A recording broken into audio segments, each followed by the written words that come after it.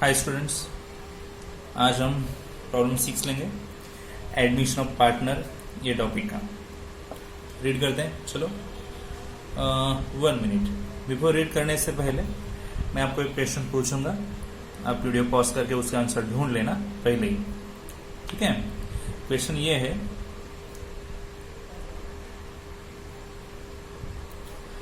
New partner जब भी goodwill का शेयर बिजनेस में लाता है तभी वो ओल्ड पार्टनर्स में कौन से रेशो में दिया जाता है। क्वेश्चन ठीक से सुन लेना।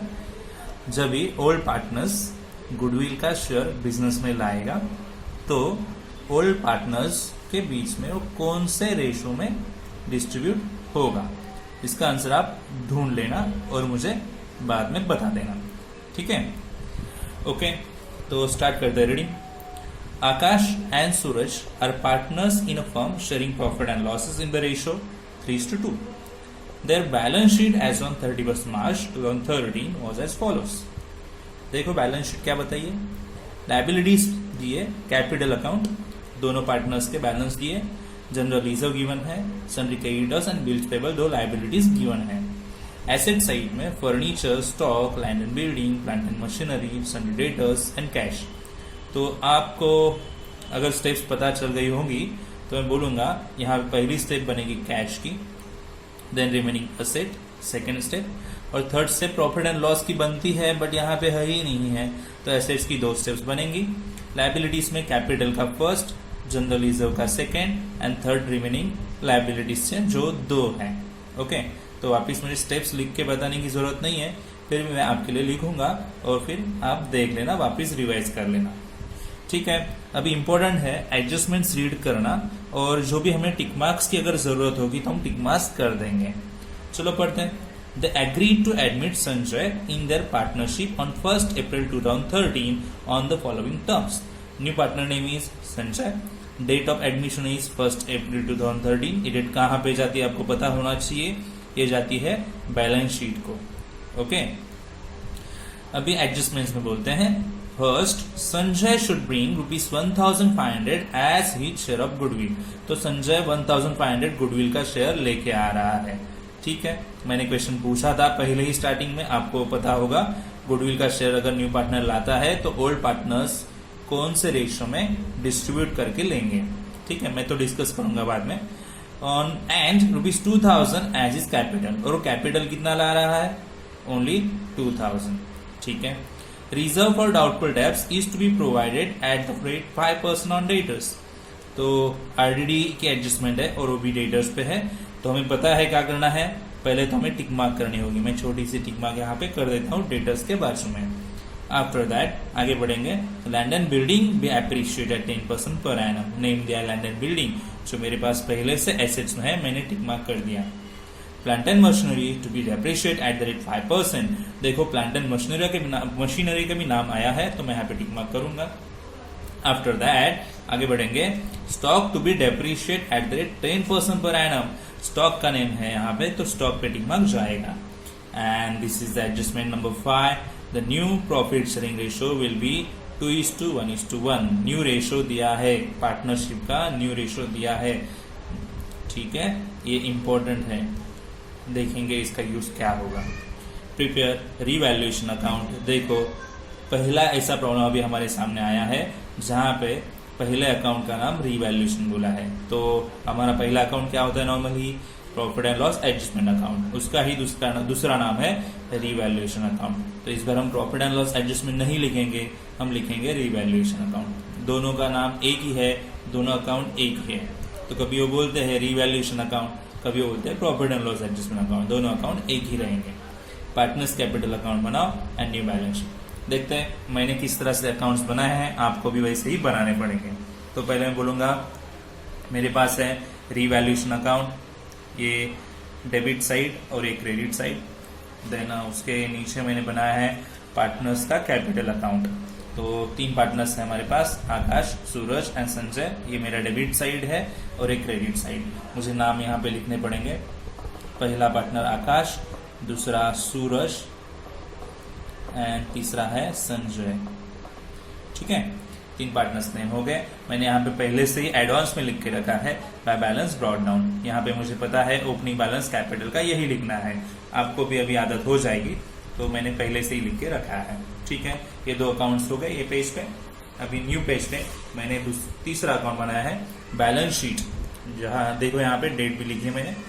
तो ये लायबिलिटी साइड हो गई और ये एसेट साइड हो गई। ठीक है, 2 कॉलम्स रहेंगे, इनर और आउटर, इनर और आउटर। और लास्ट अकाउंट जो है मेरा कैश बैंक अकाउंट, तो ये डेबिट साइड और ये क्रेडिट साइड। मुझे पता है कैश बैंक का बैलेंस यही लिखना है हमेशा, तो मैंने पहले से ही लिख के रखा है टू बैलेंस ब्रॉट डाउन। जो भी कैश का बैलेंस रहेगा मैं यहाँ पे लिख दूंगा। अभी स्टेप्स तो आपको पता है, फिर भी आप स्टेप एक बार लिख के रख सकते हो। नेक्स्ट प्रॉब्लम से मैं स्टेप्स लिखूंगा नहीं, डायरेक्टली पोस्ट करूंगा। तो एसेट्स पहला स्टेप है कैश बैंक, जो कैश बैंक अकाउंट में लिखना है। तो एडवांस मैंने कैश बैंक में पहले से ही बता दिया यहाँ पे। रिमेनिंग एसेट जो भी है पूरे के पूरे एसेट्स में लिखने हैं। ओके, अगर प्रॉफिट एंड लॉस अगर एसेट्स में हुआ, लास्ट प्रॉब्लम में था, अगर हुआ तो हमें लिखना है पार्टनर्स कैपिटल के डेबिट में, क्योंकि एसेट साइड डेबिट होती है। ओके, और लायबिलिटीज है क्रेडिट साइड।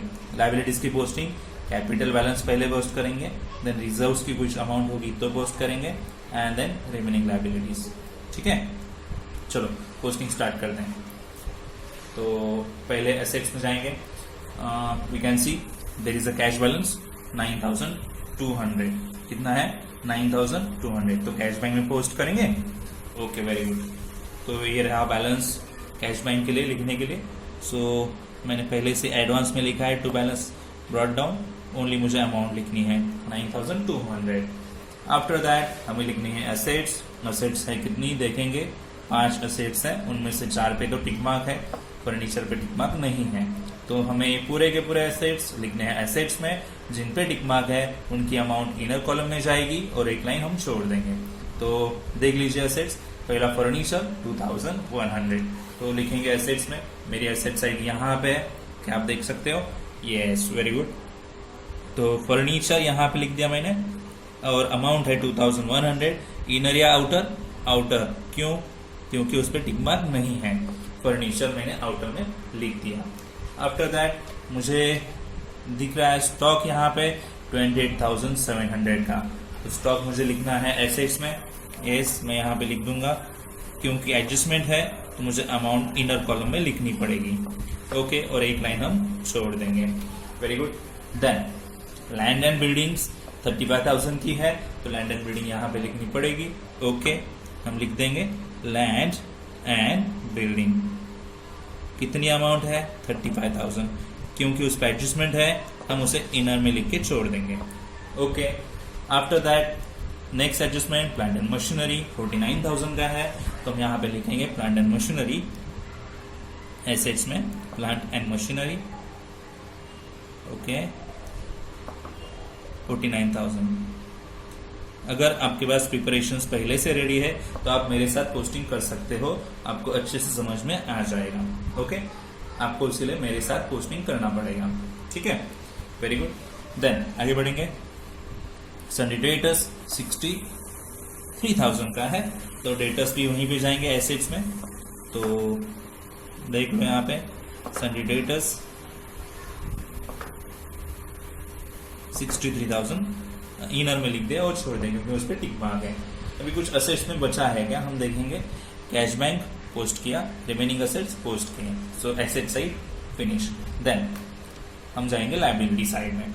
लायबिलिटी में पहले कैपिटल बैलेंस दिख रहा है 2 पार्टनर्स का 50,000, और आपको पता है कैपिटल बैलेंस कहाँ लिखना है? यस, पार्टनर्स कैपिटल में लिखना है। यहाँ पे लिखेंगे इनर, पहले पार्टनर का 50,000, सेकेंड पार्टनर का 50,000। न्यू पार्टनर का बैलेंस थोड़ी ना है, अभी जब वो लाएगा तभी हम लिखेंगे, पहले से नहीं है उसका बैलेंस। देन हमारे पास जनरल रिजर्व है जो हमें डिस्ट्रीब्यूट करने हैं 10,000। ठीक है, 10,000 डिस्ट्रीब्यूट करने के लिए हमारे पास रेशो क्या है? देखो 3:2। ओके, 3:2 में हमें 10,000 डिस्ट्रीब्यूट करने पड़ेंगे 2 पार्टनर्स में। ओके, मैं यहाँ पे ऊपर कर दूं? ठीक है, 10,000 में यहाँ पे डिस्ट्रीब्यूट कर देता हूँ। 10,000 रेशो है 3:2। देख लो, रेशो है 3:2, यानी किस तरह से आएगा? पहले पार्टनर में 3/5, 3 और नीचे टोटल 2, 3 और 2 का टोटल 5। 3/5, 5 से डिवाइड कर दें 2000 इंटू 3, 6000 आएगा। अगर 6000 पहले पार्टनर को गए तो बच्चे 4000 सेकंड पार्टनर को जाएंगे।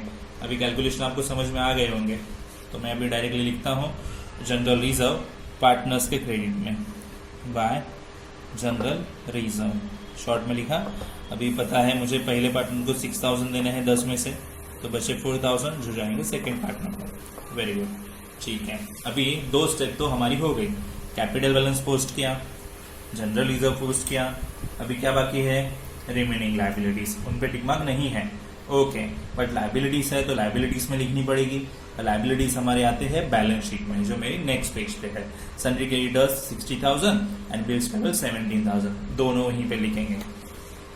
तो देखो लायबिलिटीज बैलेंस शीट की एसेट्स ऑलरेडी लिखी है, लायबिलिटीज लिखनी है, तो मैं यहाँ पे कैपिटल स्टार्टिंग में लिखने वाला हूँ, जो मुझे एंडिंग में मिलेगा। तो मैं कुछ लाइन्स छोड़ने के बाद यहाँ पे लिखता हूँ सन्ड्री क्रेडिटर्स, सन्ड्री क्रेडिटर्स, क्योंकि उस पर टिक मार्क नहीं है, मुझे वो बैलेंस बाहर लिखना पड़ेगा आउटर कॉलम में 60,000, ठीक है, ये 60,000 है। एंड देन बिल्स पेएबल, मैं यहाँ पे लिखूंगा बिल्स पेएबल जो है 17,000, ठीक है। ओके, इस तरह से हमारी पोस्टिंग पूरी हो गई है बैलेंस शीट की एसेट्स एंड लायबिलिटी साइड की, ठीक है। तो अब हम रेडी हैं एडजस्टमेंट पोस्टिंग करने के लिए। तो पहला एडजस्टमेंट रीड करेंगे। Okay, Sanjay should bring ₹1,500 as a share of goodwill. तो गुडविल की बात आई है, तो मैंने पहले ही क्वेश्चन आपको पूछा था स्टार्टिंग में, गुडविल जो न्यू पार्टनर लेके आता है बिजनेस में, वो ओल्ड पार्टनर्स अपने अकाउंट में कौन से रेशो से डिस्ट्रीब्यूट कर लेंगे। अच्छा, तो आपने आंसर ढूंढ लिया होगा, मैं भी बताता हूं, सैक्रिफाइस रेशो में, ठीक है। हमें आंसर मिल गया, कौन से रेशो में डिस्ट्रीब्यूट करके लेंगे गुडविल का शेयर, सैक्रिफाइस रेशो। तो इनके पहले जो प्रॉब्लम्स हमने किए उनमें ऐसे कोई बात हुई नहीं हमारी, तो सैक्रिफाइस रेशो वहां पे ओल्ड रेशो ही होता है। बट अभी ये प्रॉब्लम में डिस्कस करने की क्या जरूरत है, देखो 5th एडजस्टमेंट आपको देखनी पड़ेगी।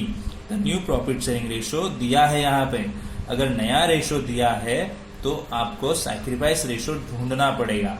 जब भी नया रेशो दिया नहीं था, इसके पहले के प्रॉब्लम्स में न्यू रेशो नहीं दिया था। अगर न्यू रेशो नहीं दिया है तो सैक्रिफाइस रेशो ही ओल्ड रेशो होता है, इसीलिए वहां पे हमने प्रीफर किया ओल्ड रेशो। बट यहाँ पे हम ओल्ड रेशो से ये अमाउंट डिस्ट्रीब्यूट नहीं कर सकते क्योंकि हमारे पास न्यू रेशो है। तो आपको कुछ रिमेम्बर करना पड़ेगा, कुछ नोट लिखनी पड़ेगी, क्योंकि ये प्रॉब्लम में न्यू रेशो दिया है। तो मैं एक नोट बताऊंगा, आपको लिख लेना है, ठीक है। देखो नोट क्या है,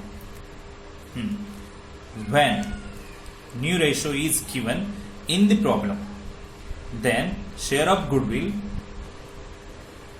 of new partner will distribute in sacrifice ratio। तो ओल्ड रेशो की बात तो पहले हो ही चुकी है, वहां पे कुछ रिमेम्बर करने की जरूरत नहीं है। बट जब भी आपको प्रॉब्लम में न्यू रेशो दिया रहेगा तो आपको सैक्रिफाइस रेशो से ही गुडविल डिस्ट्रीब्यूट करना है। तो इसका मतलब ये हुआ सैक्रिफाइस रेशो हमें ढूंढना पड़ेगा, ठीक है। तो मैं यहाँ पे कैलकुलेट करता हूँ सैक्रिफाइस रेशो, उसके बाद में गुडविल डिस्ट्रीब्यूट कर लेंगे। तो देख लो, ठीक से कॉन्संट्रेट करो, सैक्रिफाइस रेशो कैसे मिल जाएगा। Sacrifice ratio is equal to old ratio minus new ratio. Okay, तो आपको पता होना चाहिए ओल्ड रेशो क्या है, यहीं पे लिख के लेंगे। तो ओल्ड रेशो 3:2 था, एंड न्यू रेशो जो अभी हमने पढ़ा क्या है, आप प्रॉब्लम वापस देख सकते हो। ओके, 2:1:1। सी, मैंने बराबर लिखा है क्या, ओल्ड रेशो यहाँ पे है 3:2, न्यू रेशो एडजस्टमेंट में दिया है 2:1:1। ओके, अभी कैलकुलेशंस कर लेंगे। See, sacrifice ratio is equal to old ratio minus new ratio. Sacrifice कौन करता है, तो ओल्ड पार्टनर्स, नया नहीं, ओल्ड पार्टनर्स करते हैं। तो ओल्ड पार्टनर्स हमारे पास है 2, तो पहला है आकाश, तो उसका ओल्ड रेशो क्या है। ओके, सी 3:2 यानी 3/5 आएगा, और न्यू रेशो क्या है, टोटल करेंगे 2, 1, 1, तो 4 हो गया, 2/4। तो सब्सट्रैक्ट करने के लिए आपको क्रॉस मल्टीप्लाई करना पड़ेगा, क्योंकि डिनोमिनेटर सेम नहीं है। देखो डिनोमिनेटर सेम नहीं है और आपको सब्सट्रैक्शन करना है। अगर मल्टीप्लाई और रहता तो डायरेक्ट कर देते हैं आप, बट सब्सट्रैक्ट करना है तो डिनोमिनेटर सेम नहीं है, तो इसकी वजह से क्रॉस मल्टीप्लाई करना पड़ेगा। तो मैं बोलूंगा 4 5 20, 4 से यहाँ पे भी मल्टीप्लाई करेंगे और ये डिनोमिनेटर से यहाँ पे 4 को यहाँ से 4 3 12, 5 2 10, तो कितना आएगा 2/20 और वहीं पे हम छोड़ देंगे। नेक्स्ट सेकेंड पार्टनर जो है ओल्ड, वो है सूरज। ठीक है, सूरज का रेशियो सेकेंड आएगा यानी 2/5 और यहाँ पे देखो सेकेंड पार्टनर 1 टोटल 2 3 4 टोटल लेंगे नीचे। ठीक है, तो क्रॉस मल्टीप्लाई अगेन करना पड़ेगा, डिनोमिनेटर सेम नहीं है। 4 5 20 हो गया, 4 से यहाँ पे 4 2 8 और 5 से यहाँ पे 5 1 5, तो 8 - 5 कितने आए 3। तो रेशो 20 अगर छोड़ देंगे तो सैक्रिफाइस रेशो क्या मिल जाएगा आप देख लो। सैक्रिफाइस रेशो 20 को इग्नोर करेंगे तो 2:3 ये सैक्रिफाइस रेशो मिल जाएगा। ये रेशो में हमें देने हैं गुडविल की शेयर की अमाउंट जो ओल्ड पार्टनर्स में देनी पड़ेगी। ठीक है, सैक्रिफाइस रेशो 2:3 आया है। तो वापिस आ जाओ एडजस्टमेंट पे। कितना शेयर लाया उसने देखो, Sanjay should bring ₹1500 as a share of goodwill. तो पहली एंट्री पोस्ट करेंगे उसकी गुडविल की। गुडविल का शेयर लाया यानी क्या लाया है, वो कैश लाया है, तो कैश में जाएगा ना पहला एंट्री। ओके, तो कैश लाया है तो कैश में लिखेंगे। यहाँ पे मेरा कैश अकाउंट है तो मैं यहाँ पे लिखूंगा टू गुडविल अकाउंट। आप यहाँ पे लिखोगे गुडविल अकाउंट 1500 अमाउंट लाया है वो। अभी गुडविल का जैसा ही नया पार्टनर पैसा लाता है, ओल्ड पार्टनर्स तुरंत अपने अकाउंट में बांट लेते हैं। मैंने पहले ही डिस्कस किया है, जैसे ही केस 1 आता है आपके सामने, नया पार्टनर गुडविल का शेयर लाएगा कैश में, तो तुरंत वो जो भी नया पार्टनर गुडविल का पैसा लाएगा, ओल्ड पार्टनर्स तुरंत अपने अकाउंट में डिस्ट्रीब्यूट करके लेंगे। ठीक है, तो डिस्ट्रीब्यूट करना ही है तो क्रेडिट साइड में आएंगे। यहाँ पे क्रेडिट में ही क्यों, क्योंकि ये डेबिट साइड में लिखा है, पता है ना। तो पार्टनर्स बांटेंगे तो पार्टनर्स के क्रेडिट में ही जाएगा। अपोजिट साइड बनती है हमेशा, डेबिट से क्रेडिट, क्रेडिट से डेबिट। ओके, तो डेबिट में था, क्रेडिट में लिख दिया गुडविल। अभी दोनों पार्टनर्स में देने हैं यानी रेशियो यूज करना पड़ेगा। और हमने अभी डिस्कस किया तो गुडविल ओल्ड पार्टनर्स कौन से रेशियो में लेते हैं, तो सैक्रिफाइस रेशियो में। और हमने पहले से ही सैक्रिफाइस रेशियो ढूंढ लिया है 2:3। तो अमाउंट 1500 मैं यहाँ पे कैलकुलेट करके लिखूंगा। 1500 मेरे पास यहीं पे जगह है, 1500 इंटू ओके कितनी अमाउंट 1500। रेशियो क्या यूज करेंगे 2:3, सैक्रिफाइस रेशियो यूज करेंगे ना। Okay, so 2/5 and again second partner को भी देना है 3/5। 5 से डिवाइड करने पे 5 3 15 एंड 2 zeros, 3 2 600 हो गए और यहाँ पे भी 300 आएगा, सो 900। तो अमाउंट क्या मिली 600 और 900। आप भी कैलकुलेट करो और देखो 600 900 लिखना पड़ेगा पार्टनर्स में गुडविल की अमाउंट। ठीक है, मैं यहाँ पे लिख देता हूँ 600 900। ठीक है, तो एक गुडविल का जो भी पार्ट है आप अच्छे से रिमेम्बर कर लो और याद रखो। अभी एडजस्टमेंट्स कंटिन्यू करेंगे आगे। संजय ने गुडविल लाया था, गुडविल डिस्ट्रीब्यूट कर लिया। अभी 2000 कैपिटल भी लाया है उसने, कैपिटल लाया यानी कैश ही लाया है, तो हम कैश में एंट्री देंगे कैश बैंक के डेबिट में हमेशा की तरह। यहाँ पे कैश लाया है गुडविल, सो 2000 रुपीज। और जो न्यू पार्टनर का नेम है वो यहाँ पे लिखना पड़ेगा, जो है Sanjay, Sanjay capital account. Okay, अभी आपको पता है एडजस्टमेंट के इफेक्ट होते हैं दो। अगर आपने कैश बैंक में डेबिट साइड में लिखा है तो कैपिटल के क्रेडिट साइड में लिखना पड़ेगा। तो यहाँ पे जाएंगे बाय और क्या लिखेंगे अपोजिट नेम। कैश बैंक में कैपिटल नेम है तो कैपिटल में कैश बैंक लिखना पड़ेगा, तो हम यहाँ पे लिखेंगे अपोजिट नेम कैश बैंक। देखो साइड भी अपोजिट बनेगी और नेम भी अपोजिट। कितना पैसा लाया वो 2000। ओके, लिख दिया उसके अकाउंट में। ठीक है, एक एडजस्टमेंट पूरा हो गया। अभी आरडीडी की बात करेंगे। Second adjustment, reserve for doubtful debts is to be provided 5% on debtors. Debtors पे जाके आरडीडी प्रोवाइड करो, यानी लेस करो। आरडीडी हमेशा लेस होता है, तो डेटर्स में लेस करेंगे 5%। डेटर्स एसेट्स में है, डेटर्स यहाँ पे एसेट्स में है, तो लेस करेंगे आरडीडी कितने 5%। 63,000 के 5% कितने होंगे, ढूंढने पड़ेंगे। 63,000 के 5%, आई विल कैलकुलेट हियर। 5% यानी 5/100 होंगे, परसेंटेज यानी 100 होगा नीचे, तो ऐसे आएगा 0, 5 into 0, 5 3s are 15, carry 1, 5 6s are 30 and 1 31, 3150। कितना आएगा 3150 आरडीडी। तो हम यहाँ पे लिख देंगे 3150। लेस भी करना है, आरडीडी हमेशा लेस होता है, तो लेस करो इसमें से 63,000 में से कितना आएगा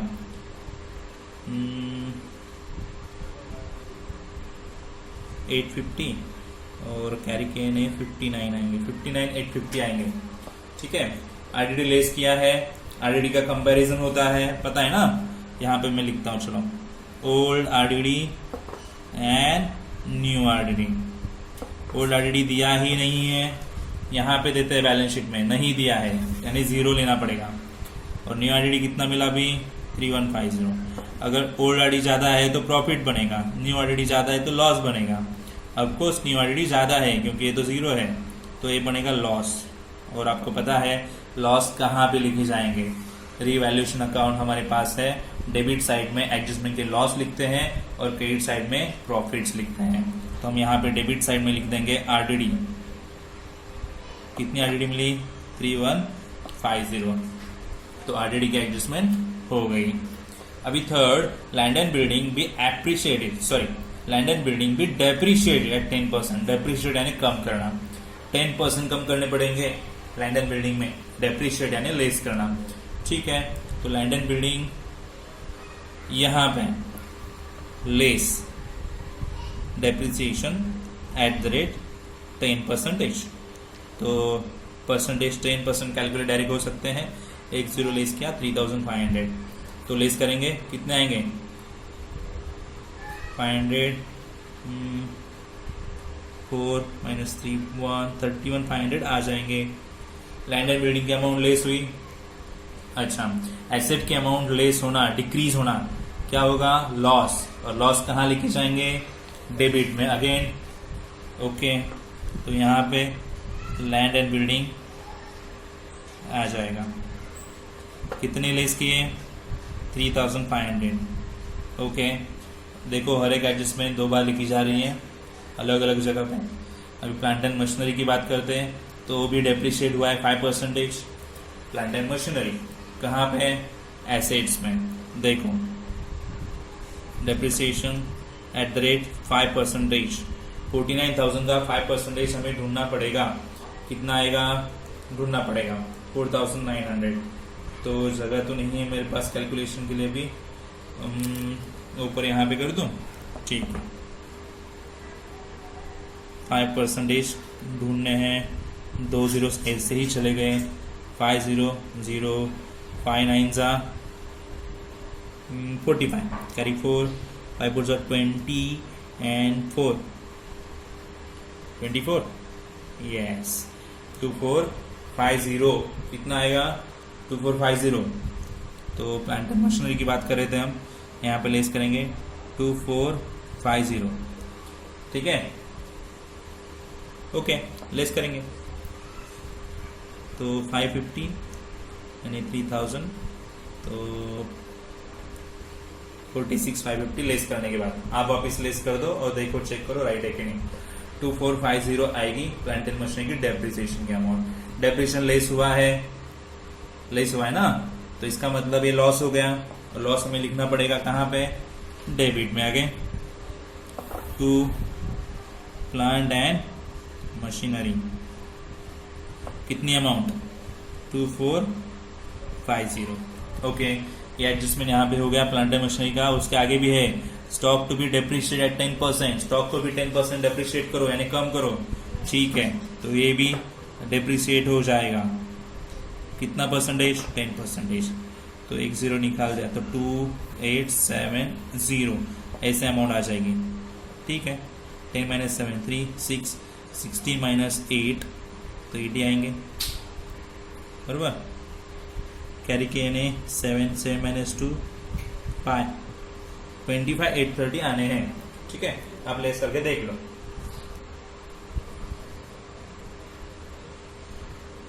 $2870 लेस किए यानी लॉस जाएगा कहाँ पे? डेबिट में। लेस किए एसेट में, एसेट की वैल्यू कम हो गई इसीलिए वो लॉस, तो लॉस जाएगा डेबिट में। 2870 स्टॉक की अमाउंट लॉस, तो यहाँ पे लिखेंगे 2870। तो एडजस्टमेंट हो गई, और ये तो न्यू रेशो की थी, उसका कुछ इम्पैक्ट नहीं है, ओनली रेशोज फाइंड आउट करने के लिए था। ठीक है, तो इस तरह से एडजस्टमेंट्स पूरी हो गई। तो हमें अभी करनी है क्या? क्लोजिंग। चलो जल्दी जल्दी क्लोजिंग करेंगे। आपको पता है रिवैल्यूएशन पहले क्लोज करेंगे, दोनों तरफ के अमाउंट्स देखेंगे, इस तरफ कुछ नहीं है तो यही टोटल आएगी। सो देखते हैं टोटल क्या आती है। देख लीजिए, मैंने टोटल कर दी है 11,970। 11,970 आप भी कर सकते हो टोटल। यहाँ पे कुछ नहीं लेस करने को, तो यही अमाउंट यहाँ पे लिखेंगे बैलेंस करके। ओके, और इसको नाम देंगे क्या? By revaluation loss. A side में लॉस मिलते हैं, क्रेडिट साइड में लॉस मिलते हैं। यहाँ पे ट्रांसफर टू जाएगा कैपिटल अकाउंट में ही। ओके, कितने पार्टनर्स में? 2 पार्टनर्स में। ओल्ड पार्टनर्स को देना रहता है, जो भी यहाँ पे आएगा रिवैल्यूएशन में ओल्ड पार्टनर्स को जाएगा। तो ओल्ड पार्टनर्स के नाम आकाश एंड सूरज। तो इन दोनों में बांट के हम यहाँ पे लिखेंगे, ओल्ड रेशो में देंगे। जो ओल्ड रेशो है 3:2, मैं डिस्ट्रीब्यूट करके यहाँ पे डायरेक्टली लिख दूंगा। देख लो स्टूडेंट्स, दोनों अमाउंट्स जो है पार्टनर्स की 3:2 रेशो में डिस्ट्रीब्यूट कर ली। मैंने रफ कैलकुलेशन किया और यहाँ पे लिख दी। आप भी कैलकुलेशन करके चेक कर लो। 3:2 मतलब 3/5 और 2/5 में ये अमाउंट डिस्ट्रीब्यूट करने के बाद क्या आएगी। आपको डिवाइड और मल्टीप्लाई आना चाहिए, तो इसलिए मैंने ये कैलकुलेशन नहीं दिखाया आपको। ठीक है, अभी पोस्टिंग उसका अपोजिट जाएगा। रिवैल्यूएशन अकाउंट में आप कैपिटल बताते हो, तो कैपिटल में रिवैल्यूएशन लिखना पड़ेगा। ये कौन सी साइड थी? क्रेडिट। ये क्रेडिट में लिखा है, तो कैपिटल के कहाँ पे जाएगा? डेबिट में। तो डेबिट साइड यहाँ पे लिख देंगे। टू रिवैल्यूएशन नाम है अकाउंट का भी, हाँ, प्रॉफिट एंड लॉस नहीं, revaluation. Profit and loss adjustment नहीं नाम, रिवैल्यूएशन नाम है। देख लो ऊपर यहाँ पे रिवैल्यूएशन, तो रिवैल्यूएशन लिख दिया। Okay, very good. अमाउंट पता है 7182 लिखनी है यहाँ पे, और फिर 4788 लिखनी है। ओके, तो अभी सेकंड अकाउंट क्लोज करेंगे, पार्टनर्स का कैपिटल अकाउंट। तो देखो ठीक से, मेरे पास न्यू पार्टनर का बैलेंस है 2000, तो मैं 2000 यहाँ पे लिखता हूँ। बैलेंस भी 2000 ही होगा क्योंकि ऊपर कुछ नहीं है लेस करने में, तो 2000 पहली अमाउंट मिल गई। अब ये कितने हैं? 954, तो यहाँ पे 54,900 लेस करने हैं तो बैलेंस मिलेगा, मैं बाद में कर देता हूँ। और यहाँ पे 56,600 आएंगे टोटल, तो यहाँ पे लिखेंगे 56,600 और लेस करने के बाद यहाँ पे अमाउंट आ जाएगी। तो मैं डायरेक्टली यहाँ पे अमाउंट लिख देता हूँ लेस करके, रफ कैलकुलेशन करके। आप और जो भी है लेस की अमाउंट, लेस की भी अमाउंट यहाँ पे जो भी है बैलेंस अमाउंट, वो आप कैलकुलेट करो और देख लो, चेक करो। यहाँ से ये जो टोटल अमाउंट है उसमें से माइनस करके यहाँ पे आएगा, ये टोटल अमाउंट है, यहाँ से ये माइनस करके जो है ये अमाउंट यहाँ पे आ जाएगा। ठीक है, ओके स्टूडेंट्स, मैंने ऑलरेडी लेस किया और यहाँ पे अमाउंट लिख दी। 54,900 से लेस की, यहाँ पे लिख दिया। 56,600 में से 7182 लेस करने के बाद ये आया है। तीनों बैलेंस मिल गए तीनों पार्टनर्स के। यहाँ पे उन्हें बैलेंस ही बोलना है, balance carried down. Okay, closing में जो मिलेगा वो कैरीड डाउन होता है। अब ये बैलेंस आएगा कहाँ पे? आगे और अकाउंट है हमारे पास, बैलेंस शीट। बैलेंस शीट में जाएगा आकाश, सूरज एंड संजय, 3 पार्टनर्स। तो बैलेंस शीट कहाँ पे पता है ना? यस, ये देखो यहाँ पे कैपिटल पहले से ही नोट करके रखा है। पहला पार्टनर आकाश, दूसरा सूरज एंड तीसरा संजय। तो यहाँ से अकाउंट में से मैं तीनों का बैलेंस वहां पे ले लूंगा, 49,418, 50,112 एंड 2,000। ठीक है, तो मैं यहाँ पे लिखता हूँ डायरेक्टली, देखो 40,000, 49,418, 50,112 एंड 2,000, और इनकी जो भी टोटल है यहाँ पे आ जाएगी। मैं करके देखता हूँ। ओके, टोटल मिला 1,01,530, 1 है ये, 1,01,530 टोटल मिला है मुझे। अभी बैलेंस शीट क्लोज करने से पहले हमें कैश बैंक अकाउंट क्लोज करना पड़ेगा। तो आता है कैश बैंक अकाउंट में 700, 10 एंड 12,700 टोटल आ गया कैश का। ओके, तो यहाँ पे भी उतना ही आएगा 12,700, और वही रहेगा हमारे लिए बैलेंस। ओके, टोटल यहाँ पे भी वही आएगा बैलेंस। लिखेंगे क्या, बाय बैलेंस कैरी डाउन, और ये बैलेंस आएगा कहाँ पे, बैलेंस शीट में। कौन सा अकाउंट है, कैश बैंक, और कैश बैंक असेट होती है, तो असेट्स में लिखेंगे कैश बैंक अकाउंट। कितना मिला, 12,700, तो यहाँ पे लिखेंगे 12,700। तो इस तरह से भी ओनली बैलेंस शीट का टोटल करना बाकी है। बैलेंस शीट के जो आउटर कॉलम है उनकी टोटल हम करेंगे, और वो मैच होनी चाहिए, टैली होनी चाहिए। ठीक है, तो ओके, मैं पहले टोटल करके देखता हूँ यहाँ पे क्या आएगी, आप भी करके देख सकते हो। देख लो स्टूडेंट्स, ये साइड का जो भी टोटल है यहाँ पे मैंने लिख दिया, तो 178,530 आ गया, और ये साइड का भी टोटल उतना ही आया है। तो इसका मतलब दोनों साइड्स मैच हो गई और बैलेंस टैली हो गया। इस तरह से प्रॉब्लम यहाँ पे खत्म हो जाएगा। देखो, जो भी चीज़ें मैंने यहाँ पे इम्पोर्टेंट बताई है, जैसे सैक्रिफाइस रेशो कब लेंगे, कैसे फाइंड आउट करेंगे, आप वो समझ के लेंगे यहाँ पे, और वो याद रखेंगे नेक्स्ट प्रॉब्लम के लिए भी। ठीक है, इस तरह से प्रॉब्लम फिनिश होगा। ठीक है, कुछ डाउट रहेगा तो आप मुझे मैसेज करोगे। Okay, bye bye.